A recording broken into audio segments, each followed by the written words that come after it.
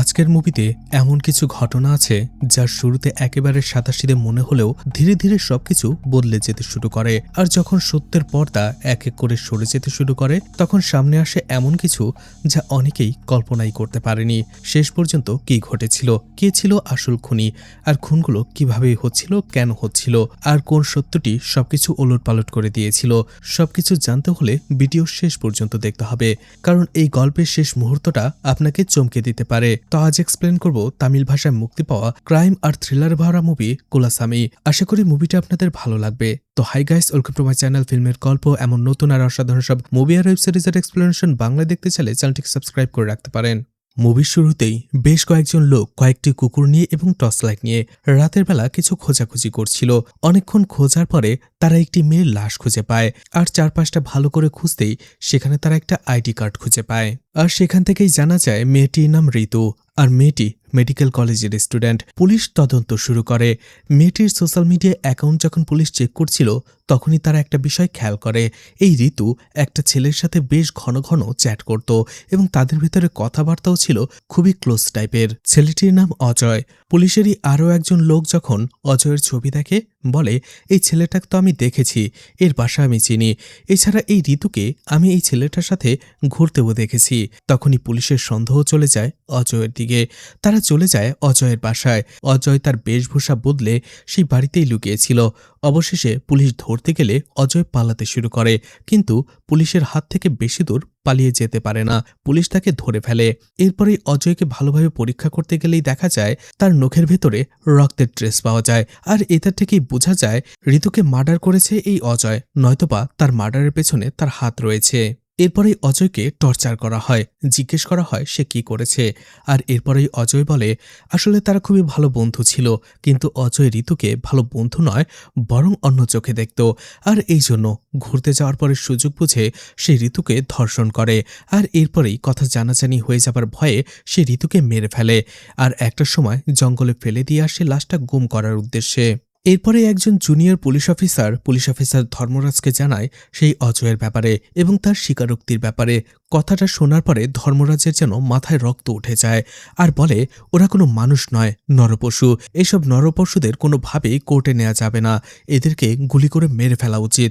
আমি হলে সেটাই করতাম, কিন্তু কি আর করা যাবে, আমার হাত পা আইনে বাঁধা, এজন্য ওকে কোর্টে পাঠিয়ে দাও। পরের দিনই দেখা যায় অজয়কে কোর্টে নিয়ে আসা হয়। আর ঠিক তখনই দেখা যায় একজন কালো হুডি পরা লোক অজয়ের বিপরীত দিক থেকে যাচ্ছিল। এরপরে অজয়ের কাছে যেতেই তার হাতে থাকা একটা স্প্রে অজয়ের গোপন অঙ্গের কাছে একটু স্প্রে করে দিয়ে চলে যায়। অজয় বুঝতে পারছিল না এটা কি, এই জন্য সেও তেমন একটা খেয়াল করে না ভিড়ের ভেতরে। অজয়কে পুলিশ নিয়েই যাচ্ছিল। এর ঠিক কিছুক্ষণ পরেই দেখা যায় কয়েকজন কুকুর সেখানে এসে ঘেউ ঘেউ করতে শুরু করে, আর তারা দৌড়ে অজয়ের দিকে আসে। আস্তে আস্তে একটা সময় অজয়ের গোপন অঙ্গে তারা কামড়াতে শুরু করে। কুকুরগুলো এতটাই হিংস্র ছিল যে কেউ সেই কুকুরগুলোকে সেখান থেকে থামাতেই পারছিল না। কুকুরগুলো বিভৎসভাবে অজয়কে কামড়ে কামড়ে সেখানেই মেরে ফেলে। পুলিশ বুঝতে পারছিল না ডগ স্কোয়াডের কুকুরগুলো এরকম হিংস্র হয়ে উঠল কেন, আর শুধুমাত্র অজয়ের উপরেই কেন বা হামলা করল।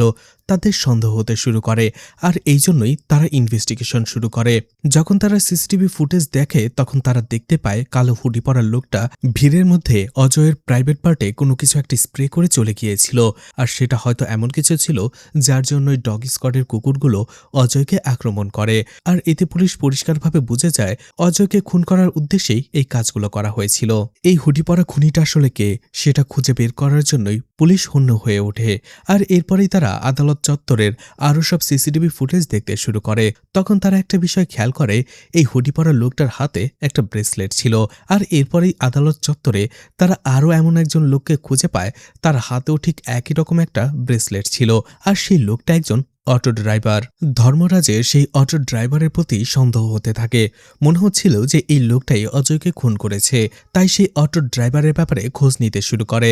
ধর্মরাজ এবং তার টিম জানতে পারে লোকটার নাম সুরেশাঙ্গু, আর সে একজন অটো চালক। সাথে সাথেই পুলিশ যে সুরেশাঙ্গুকে অ্যারেস্ট করে আর কোর্টে উপস্থাপন করা হয়, কিন্তু দেখা যায় সুরেশাঙ্গুকে কোর্টে উপস্থাপন করেছিল সেই খুনের কেসে নয় বরং অন্য কারণে। কারণ পুলিশ আগেই প্রমাণ পেয়ে গিয়েছিল এই সুরেশাঙ্গু আসলে খুনি নয়। দুটো ব্রেসলেট দেখতে আলাদা মনে হলেও সেই ব্রেসলেট দুটো জুম করলে দেখা যায় সুরাসাঙ্গুর হাতে যে ব্রেসলেটটা ছিল সেটার ভেতরে একজন দেবতার নাম লেখা ছিল। কালো হুডি পরা লোকটার হাতে যে ব্রেসলেটটা ছিল সেখানে কিছুই লেখা ছিল না, যার ফলে বোঝা যাচ্ছিল দুইজন লোক আলাদা। তাহলে কথা হচ্ছে সুরাসাঙ্গুকে কোর্টে উপস্থাপন করা হয়েছে কেন? সে আসলে কোর্ট চত্বরে ভুল জায়গায় অটো পার্ক করেছিল, আর এই জন্যই তার নামে একটা কেস হয়ে গেছে, জরিমানা হয়ে গেছে। এই জন্যই তাকে কোর্টে উপস্থাপন করা হয়। সুরাসাঙ্গু সেখানে মাপ চায় এবং জরিমানা দিয়ে কেসটা থেকে বের হয়ে আসে। এরপরে সুরাসাঙ্গু সেখান থেকে চলে আসে মেডিকেল কলেজে। সুরাসাঙ্গুর একটি ছোট বোন ছিল যে মারা গিয়েছে। মারা যাবার পরে সুরাসাঙ্গু তার বোনের ডেড বডিটা এই মেডিকেল কলেজে দান করে দিয়েছে, যাতে করে তার বোনের লাশটা স্টুডেন্টদের পড়ার কাজে লাগানো যেতে পারে। এই জন্যই সুরাসাঙ্গু প্রত্যেকদিন দুপুর 1টা বাজে এই মেডিকেল কলেজে আসে, আর সেখানে আসার পরে তার মৃত বোনের লাশটা সে বারবার দেখে, আর এটা তার রোজকারের রুটিন। সুরাসাঙ্গু তার বোনের দিকে কিছুক্ষণ তাকিয়ে থাকে, আর এরপরে সে সেখান থেকে চলে আসে।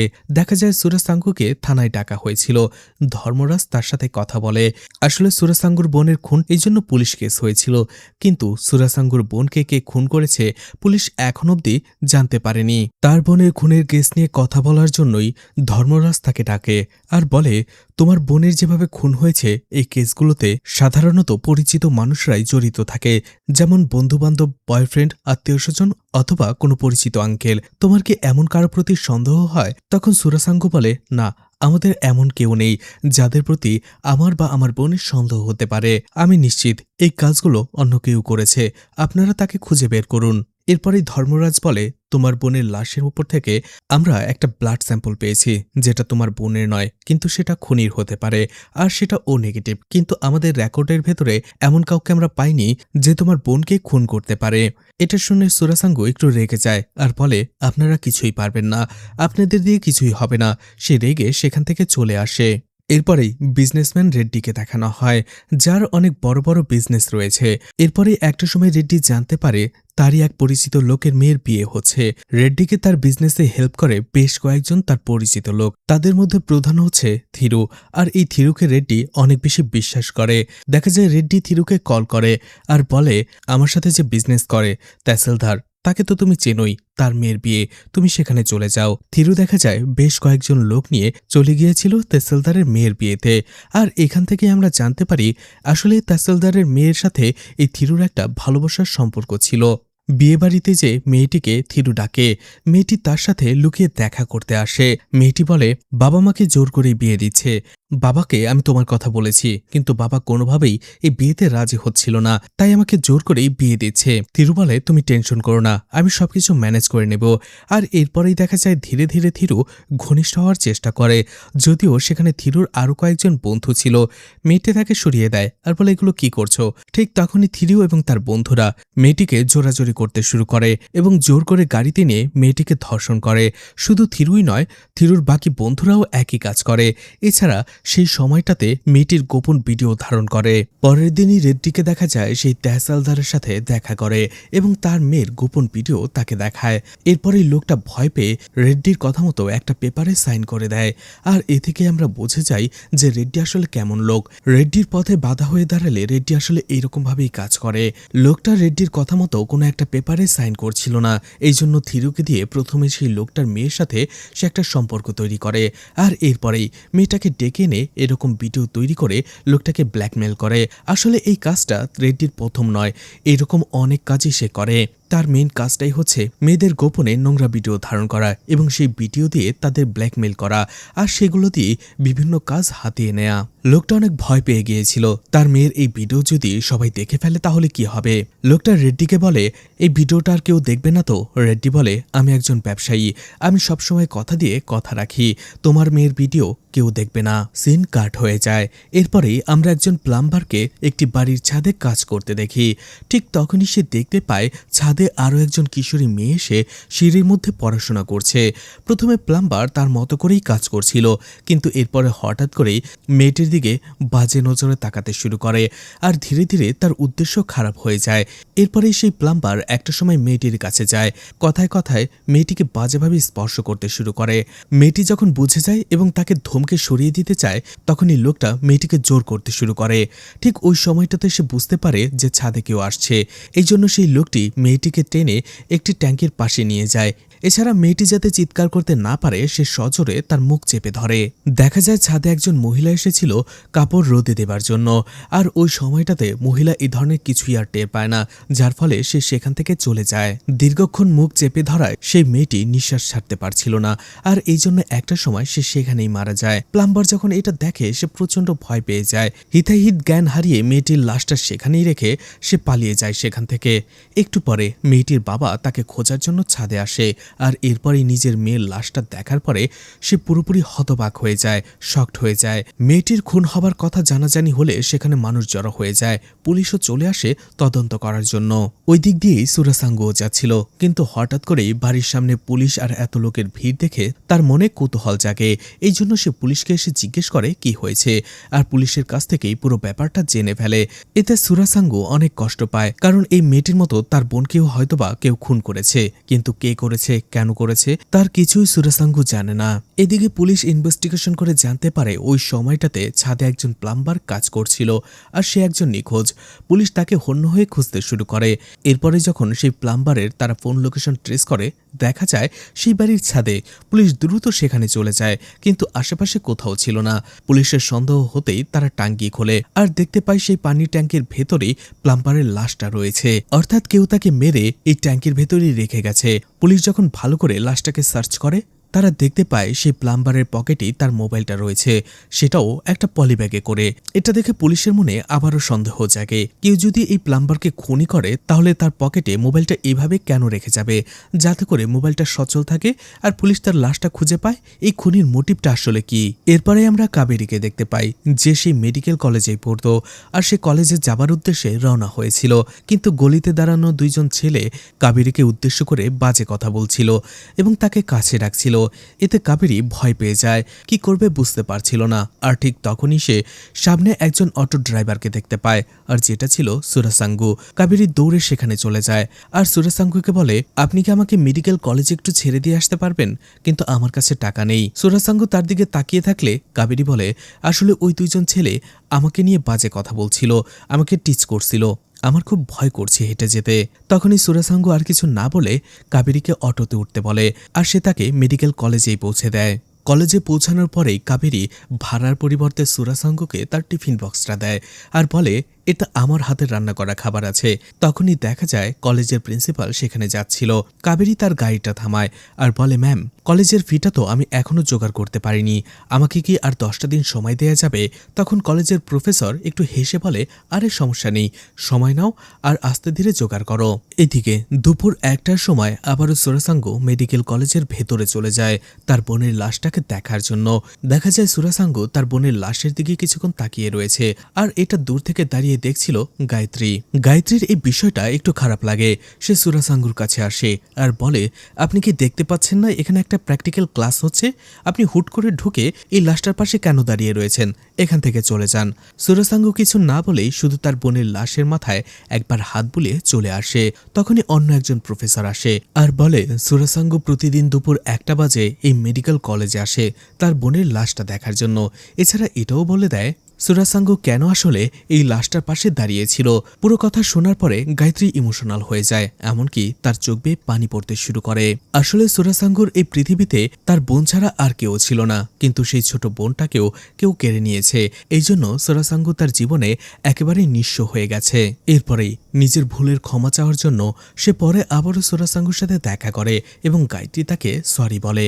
এরপরেই দেখা যায় আরো কয়েকদিন পরে কাবেরী আবারও প্রিন্সিপালের সাথে দেখা করে আর তাকে জানায় এখনো সে টাকাটা জোগাড় করতে পারেনি, তাকে কি আরো কয়েকটা দিন সময় দেওয়া যাবে? তখন সেই প্রিন্সিপাল বলে, পরীক্ষার তো আর বেশি দেরি নেই, পরীক্ষা চলে আসলে আমি তো আর কিছুই করতে পারবো না। তুমি এক কাজ করো, বরং আমি তোমাকে একজনের ঠিকানা দিচ্ছি, তুমি তার কাছে চলে যাও, তুমি তোমার সমস্যার কথা তাকে খুলে বলো, সে অনেক ভালো একজন মানুষ, তোমাকে সহায়তাও করতে পারে। কাবেরী খুশি হয়, বলে তাহলে তো ভালোই হবে, আপনি আমাকে তার ঠিকানা দিন। এরপরেই দেখা যায় সে প্রিন্সিপাল কাবেরীকে রেড্ডির কাছে নিয়ে আসে। প্রিন্সিপাল রেড্ডিকে বলে, কাবেরী অনেক ভালো একজন স্টুডেন্ট, কিন্তু সে এখনো কলেজের ফি জমা দিতে পারেনি, আর সেটা জমা দিতে না পারলে সে পরীক্ষাও দিতে পারবে না।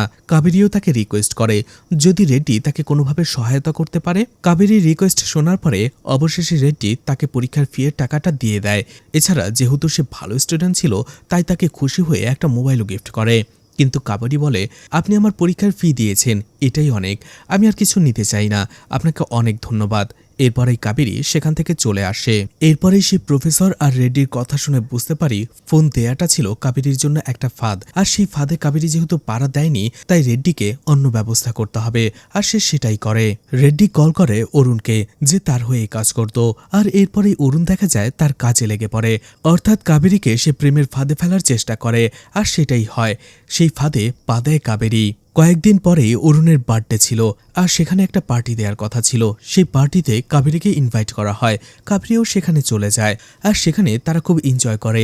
দেখা যায় একটু পরেই অরুণ মদ খেয়ে মাতাল হয়ে যায়, কাবেরীকে জোর করে একটা রুমে নিয়ে যায় এবং তার সাথে ঘনিষ্ঠ হয়। প্রথমে কাবেরী অনেক জোরাজোরি করে, নিজেকে ছাড়ানোর চেষ্টা করে, কিন্তু না পেরে একটা সময় সে মেনে নেয়। কিন্তু দেখা যাচ্ছিল অরুণ সেই অন্তরঙ্গ মুহূর্তটি গোপনে ভিডিও ধারণ করে, আর এরপরেই সেই ভিডিওটা দেখিয়ে সেখানে থিরুসহ আরও বেশ কয়েকজন মিলে কাবেরীর সাথে ঘনিষ্ঠ হয় এবং তাকে ধর্ষণ করে, সেটারও ভিডিও ধারণ করে।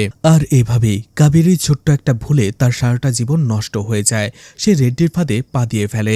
রেড্ডি সেখানে চলে আসে আর বলে, তোমাকে তো প্রথমেই বলেছিলাম, কিন্তু তুমি আমার কথা শুনলে না, তাই আমাকে একটু অন্য পথ বেছে নিতে হয়েছে। তুমি কোনো টেনশন করো না, আমি তোমাকে আরও টাকা দেব, তোমার লাইফস্টাইল চেঞ্জ করে দেব, শুধু তোমাকে আমার কথা মতো চলতে হবে। কাবেরী শুধু অসহায়ের মতো কাঁদছিল, কারণ তার আর কিছুই করার ছিল না।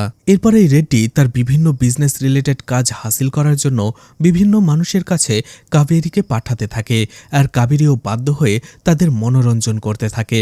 আর এভাবেই কাবেরীর জীবনটা নরকে পরিণত হয়ে যায়। রেড্ডি শুধু কাবেরীর সাথে এমনটা করেছে এটা নয়, সে এমন অনেক মেয়েকে তার ফাঁদে ফেলে, আর যেটাতে তাকে সাহায্য করে সেই কলেজের প্রিন্সিপাল।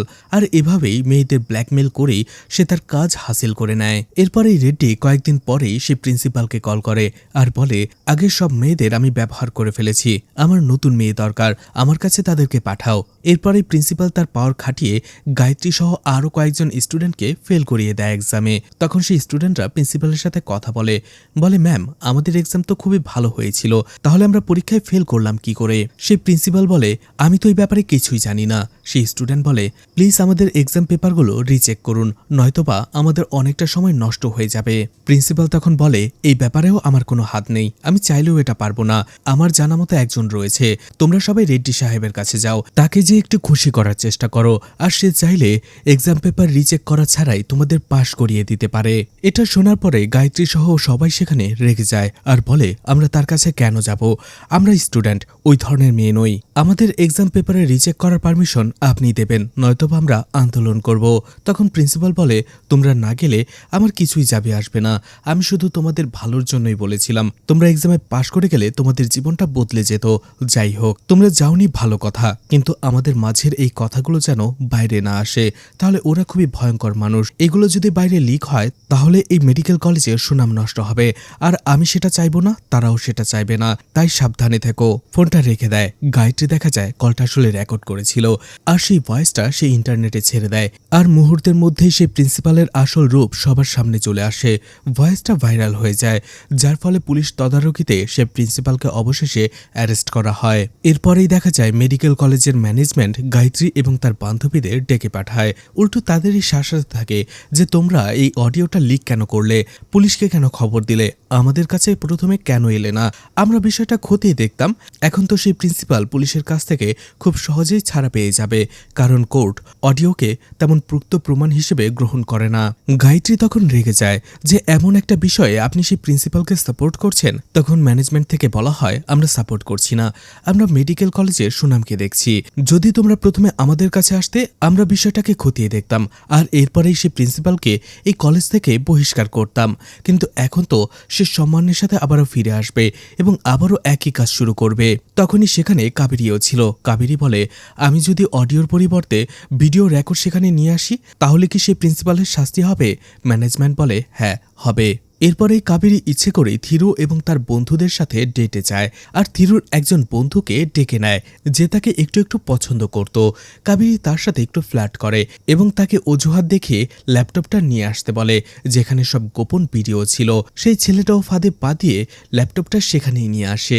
রুমের ভেতরে যখন তারা দুইজন দরজা বন্ধ করে দেয় আর ছেলেটা কাবেরীর কাছে আসার চেষ্টা করে, তখনই কাবেরী তাকে একটা ইঞ্জেকশন দিয়ে দেয় যাতে করে ছেলেটা সেখানেই অজ্ঞান হয়ে যায়। আর তখনই কাবেরী তার মোবাইলে ল্যাপটপে থাকা মেয়েদের সব গোপন ভিডিও নিয়ে নেয়। এছাড়া হোয়াটসঅ্যাপের সব কথোপকথন সে কপি করে মোবাইলে নিয়ে নেয়। এদিকে থিরুর সন্দেহ হতে শুরু করে কারণ সে অনেকক্ষণ ধরে ঘরের ভেতরে গিয়েছিল, দরজা বন্ধ করে আছে। এই জন্য একজনকে বলে চেক করার জন্য। যখনই সে বারবার দরজা নক করছিল, কাবেরী ভয় পেয়ে যায়, সাথে সাথে গায়ত্রীকে কল করে। কিন্তু গায়ত্রী তখন ক্লাসে ছিল, যার ফলে সে ফোনটাই দেখতে পায় না। বাধ্য হয়ে কাবেরী তার মোবাইলে থাকা সেই সব ভিডিও আর প্রমাণগুলো গায়ত্রীর হোয়াটসঅ্যাপে পাঠিয়ে দেয় আর নিজের মোবাইলটা জানালা দিয়ে ফেলে দেয়। কাবেরী জানতো দরজা খুলতে পারলে তার পরিণাম কি হবে, আর এই জন্য সে সেখানে নিজে আত্মহত্যা করে মরে যায়। এদিকে দরজা না খোলাতে থিরু এবং তার বন্ধুরা দরজা ভেঙেই ভেতরে ঢোকে আর সেই ছেলেটিকে ওই অবস্থায় পড়ে থাকতে দেখে। এছাড়া ল্যাপটপটাও ওপেন ছিল। তখনই থিরু বুঝতে পারে এই কাবেরী নিশ্চয়ই এই ভিডিওগুলো কাউকে সেন্ড করেছে আর এরপরই সে কোনোভাবে চেক করে ফেলে। কাবেরী হোয়াটসঅ্যাপ থেকে অলরেডি তার বান্ধবী গায়ত্রীকে সেই প্রমাণগুলো সেন্ড করে ফেলেছে। তারা এক মুহূর্ত সময় নষ্ট না করেই গায়ত্রীর কাছে চলে আসে। এদিকে গায়ত্রী ক্লাস শেষ করে বের হবার পরপরই কাবেরীর ফোন কল এবং সেই ভিডিও আর মেসেজগুলো দেখতে পেয়ে যায়, যেটা দেখে সে হতবাক হয়ে যায়। গায়ত্রী সেই সব ভিডিওতে থিরু এবং তার বন্ধুদেরও দেখে ফেলে। এরপরে সামনেই যখন থিরু আর তার বন্ধুদের দেখে ফেলে, সে বুঝতে পেরে যায় এরা তাকে মেরে ফেলার জন্য এসেছে। তারা তাকে মেরে ফেলার জন্য তার পিছু দৌড়াতে শুরু করে। গায়ত্রী প্রচন্ড ঘাবড়ে শুধু দৌড়াচ্ছিল, কি করবে বুঝতে পারছিল না, কোথায় লোকাবে। আর ঠিক তখনই তার মনে পড়ে সে প্রফেসরের কথা। প্রত্যেকদিন দুপুর 1টা বাজে সুরাসাঙ্গ তার বোনের লাশ দেখার জন্য অ্যানাটমি রুমে আসবে, আর এই জন্য গায়ত্রীও দৌড়ে সে অ্যানাটমি রুমে চলে আসে আর লুকিয়ে 1টা বাজার অপেক্ষা করতে থাকে। কিন্তু দেখা যায় সুরাসাঙ্গ সেখানে আসার আগেই থিরু এবং তার লোকেরা গায়ত্রীকে খুঁজে বের করে ফেলে। যখনই তারা গায়ত্রীকে মেরে ফেলতেই যাবে, ঠিক ওই সময়টাতে সুরাসাঙ্গ চলেই আসে। কিন্তু একটু পরেই দেখা যায় সুরাসাঙ্গ আরো বেশি রেগে যায়। থিরুর লোকেদের মধ্যে কয়েকজন সুরাসাঙ্গ বোনের লাশের মধ্যে হাত রেখেছিল আর সুরাসাঙ্গ সেটাকে সরাতে বলেছিল, কিন্তু সরায়নি। এতে প্রচন্ড রেগে গিয়ে সে তাকে বারবার মারতে শুরু করে। বেধড়ক পেটানি খাওয়ার পরে তারা সেখান থেকে পালিয়ে যায়। অন্যদিকে সুরাসাঙ্গ গায়ত্রীকে নিয়ে বাইরে বের হয়ে আসে জিজ্ঞাসা করার জন্য যে আসলে এরা কারা, কেন তাকে মারতে চাইছে। ঠিক ওই সময়টাতে দেখা যায় থিরু আর তার লোকেরা আসলে তখনও যায়নি, আর থিরু যাবার আগে একটা মদের বোতল গায়ত্রীর দিকে ছুঁড়ে মারে। সুরাসাঙ্গ ঠিক সময় দেখে গায়ত্রীকে টেনে সরিয়ে নেয়, কিন্তু সেই মদের বোতলটা লাগে সুরাসাঙ্গুর বন্ধুর মাথায় যেয়ে আর তার মাথা ফেটে যায়। সাথে সাথে তাকে হসপিটালে অ্যাডমিট করা হয়। সেখানে আনন্দের ট্রিটমেন্ট চলতে থাকে। অন্যদিকে সেই হসপিটালে বসেই গায়ত্রী শুরু থেকে সবকিছু বলে যে কাবেরী এবং তাদের সাথে কি কি হয়েছে, কেন সেই লোকগুলো তাকে মারতে এসেছিল।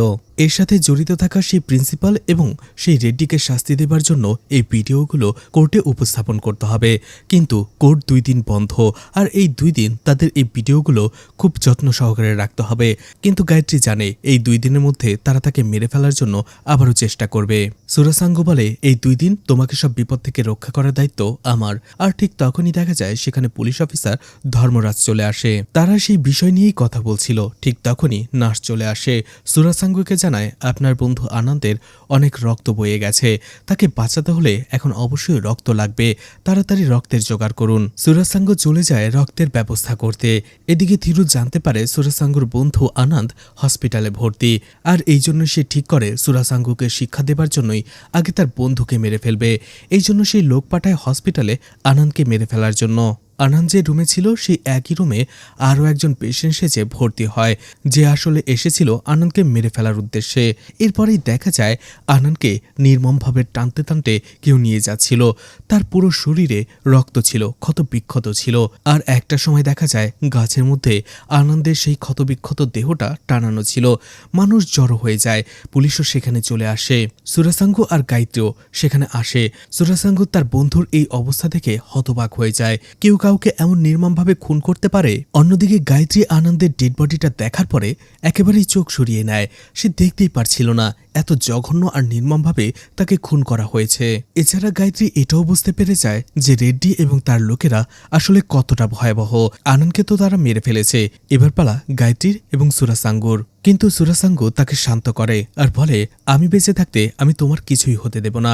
এখন বলো, সেই ভিডিও এভিডেন্স তুমি কোথায় রেখেছ? গায়ত্রী বলে, সেই দিন যখন সেই লোকগুলো আমাকে মারতে এসেছিল, আমি তোমার বোনের লাশের পাশেই মোবাইলটা লুকিয়ে রেখেছি। সুরাসাঙ্গু সেই মোবাইলটা নিয়ে আসার জন্য অ্যানাটমি রুমে চলে আসে। তখন একজন প্রফেসর এসে সুরাসাঙ্গুকে বলে, তোমার বোনের লাশটা এখানে বেশ কয়েক মাস ধরে রয়েছে, আর এখন এটাকে সৎকার করতেই হবে। কথাটা শোনার পরে সুরাসাঙ্গু অনেক বেশি ইমোশনাল হয়ে যায়, তার বোনের মাথায় হাত রাখে। আর এরপরেই আমাদের ফ্ল্যাশব্যাকের দৃশ্য দেখানো হয়, যেখানে সুরাসাঙ্গু এবং তার পুরো গ্রাম অনেক বেশি খুশি ছিল। তারা উৎসব পালন করছিল, কারণ সুরাসাঙ্গুর বোন পার্বতী বোর্ড এক্সামে অনেক ভালো রেজাল্ট করেছে। আর পার্বতীর ইচ্ছা এবার সে মেডিকেল কলেজে অ্যাডমিশন নেবে, ডক্টর হবে। আর এটা যদি হয় তাহলে এই গ্রাম থেকে পার্বতী হবে প্রথম ডক্টর। আর ডক্টর হওয়ার পরে পার্বতী এই গ্রামের মানুষকে বিনা পয়সায় চিকিৎসা করবে, সেবা করবে। এই জন্য গ্রামবাসীরাও অনেক খুশি হয়ে যায়। কিন্তু পার্বতী একটা সময় তার ভাইকে বলে দেয় সে মেডিকেল কলেজে পড়বে না, কারণ সে জানতো মেডিকেল কলেজে পড়ানোর মতো এত টাকা এত ফি তার ভাই দিতে পারবে না।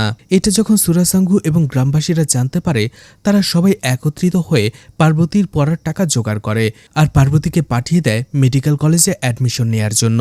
আর এতে পার্বতী অনেক খুশি হয়ে যায়। তারা দুই ভাই বোন খুব খুশি হয়ে শহরে আসে, মেডিকেল কলেজে অ্যাডমিশন নেয়। সুরাসাঙ্গুও দেখা যায় গ্রামে আর ফিরে যায় না, সেখানেই থেকে অটো চালাতে শুরু করে, যাতে করে পার্বতীকে সে প্রতিদিন দেখে রাখতে পারে। এছাড়া সুরাসাঙ্গু প্রতিদিন অটো নিয়ে সেই মেডিকেল কলেজের সামনে দুপুর 1টা বাজে আসতো। দুই ভাই বোন মিলে একসাথে বসে গল্প করত, লাঞ্চ করত।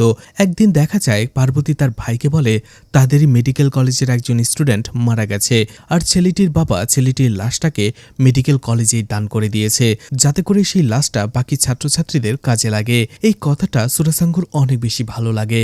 এর কয়েকদিন পরেই পার্বতীকে ডাকা হয় কলেজের ডেস্কে এবং সেখানে বলা হয় তার ফি এখনো বাকি রয়েছে, সেটা পরিশোধ করার জন্য। পার্বতী বলে তার ভাই অলরেডি অর্ধেক ফি জমা করে দিয়েছে, আর কয়েকদিনের মধ্যে বাকিটাও জমা করে দেবে। কিন্তু কয়েকদিন কেটে যাওয়ার পরেও সুরাসাঙ্গু সেই ফিটা আর জোগাড় করতে পারে না। আর এরপরেই প্রিন্সিপাল চলে আসে পার্বতীর কাছে। সেই প্রিন্সিপাল একই রকম ভাবে পার্বতীকে তার কথার ফাঁদে ফেলে আর নিয়ে যায় রেড্ডির কাছে। কিন্তু যাবার আগে প্রিন্সিপাল আর রেড্ডির কথাগুলো পার্বতী তার ভাইয়ের সাথে শেয়ার করেছিল।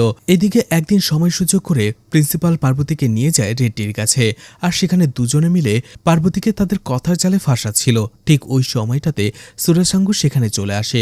তারা দুইজনেই তাকে দেখে একটু অবাক হয়। সুরাসাঙ্গু তখন বলে, আপনি আমার বোনের ফি দেওয়ার জন্য রাজি হয়েছেন, এজন্য আপনাকে অনেক ধন্যবাদ। আসলে আমার বোনের পড়ালেখার খরচ আমি এবং আমাদের গ্রামবাসী চালাই, কারণ সবাই চায় পার্বতী যেন একজন ডক্টর হোক, আর আমরা সবাই মিলে পার্বতীর ফিটা জোগাড় করে ফেলেছি।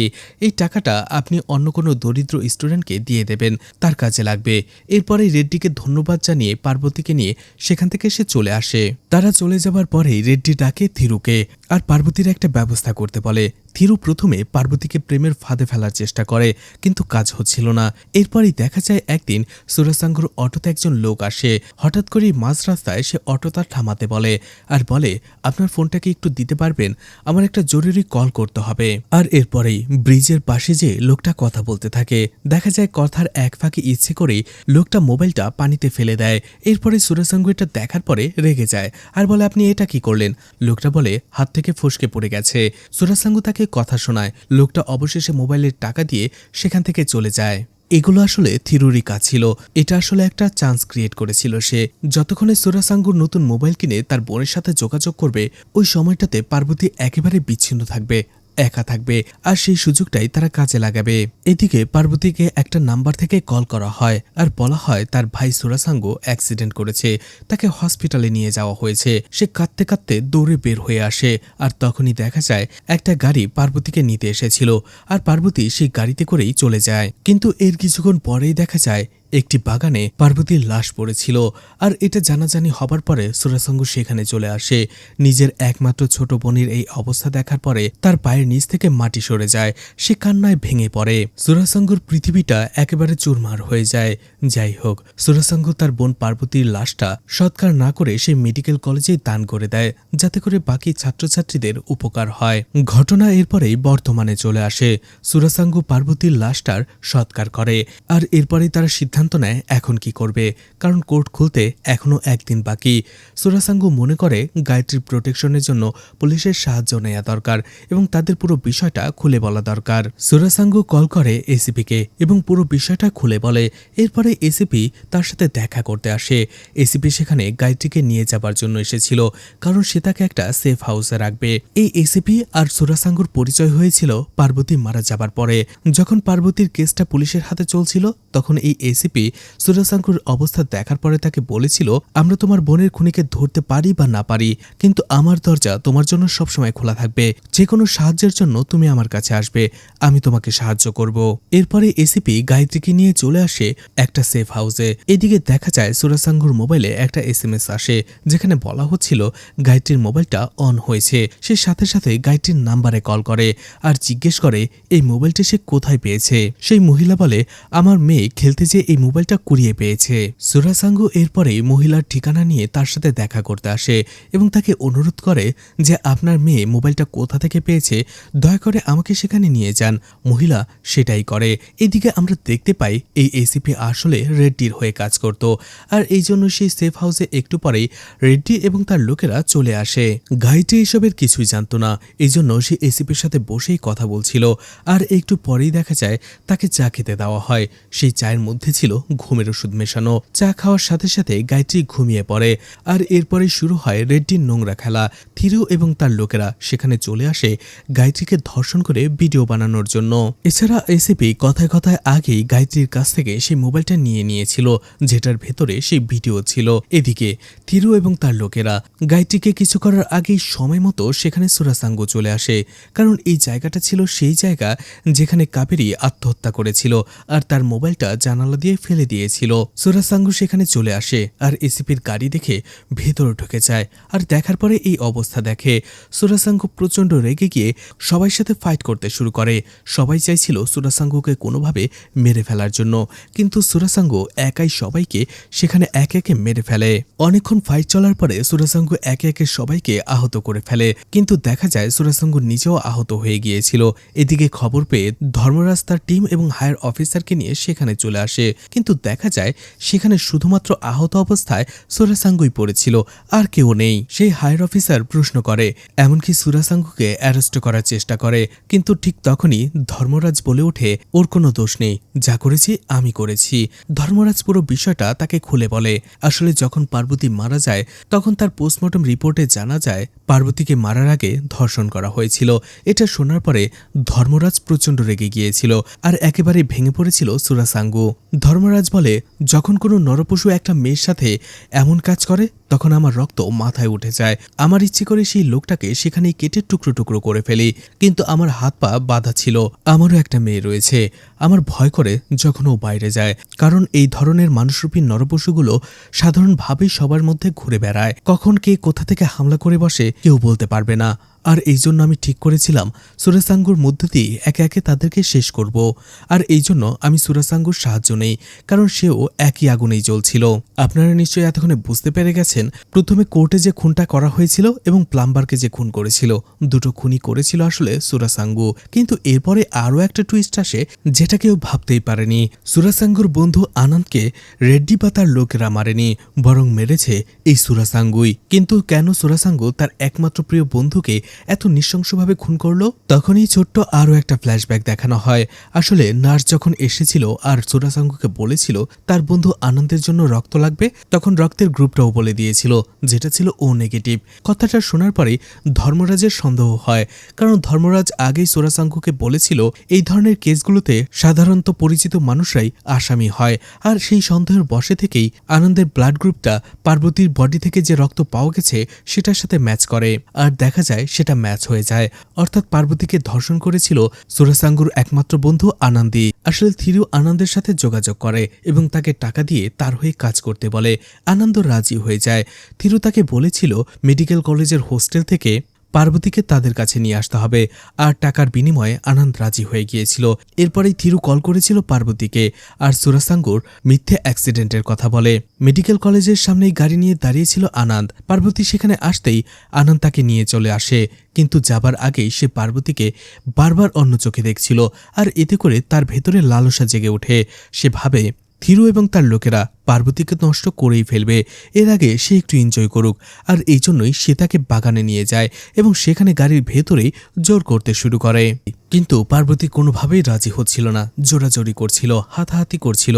আর সেই হাতাহাতিতেই একটা সময় পার্বতীর মাথা লেগে যায় গাড়ির কাছে, আর সেটাতে বাড়ি লাগার ফলে পার্বতী মারা যায়। অন্যদিকে আনন্দ এরপরেই পার্বতীর লাশের সাথেই শারীরিক সম্পর্ক করে। এতটাই জঘন্য ছিল সে।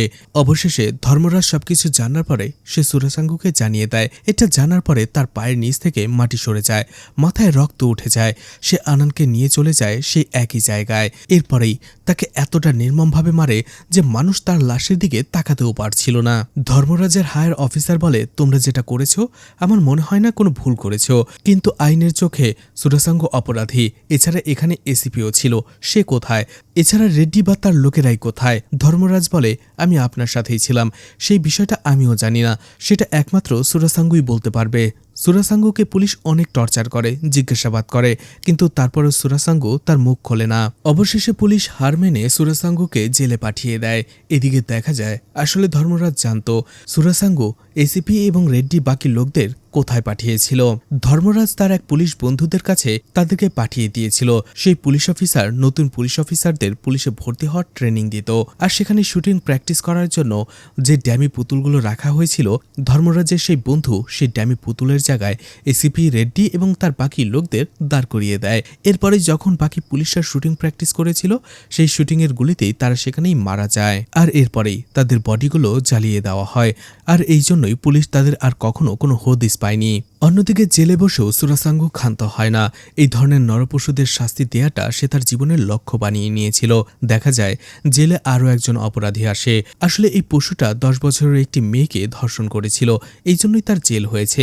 সুরাসাঙ্গু এটা জানার পরে জেলের ভেতরেই সেই লোকটাকে মেরে ফেলে ধর্মরাজের সাহায্যে।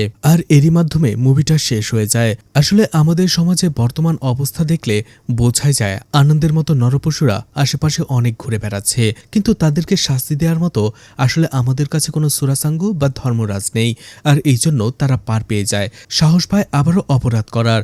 আমাদের সমাজে আসলে একজন সুরাসাঙ্গু এবং ধর্মরাজের প্রয়োজন।